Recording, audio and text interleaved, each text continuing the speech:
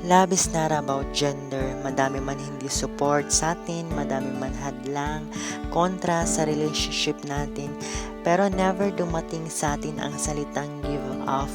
Madalas man tayo mag-away, magkatampuhan, ikaw at ikaw pa rin ang aking pipiliin. Marami na tayo hirap, pagod, sakripisyo na pinagdaanan, pero lumalaban pa rin tayo sa hirap at ginhawa. Salamat kay Lord dahil ikaw yung binigay at dumating sa akin na makakasama ko habang buhay.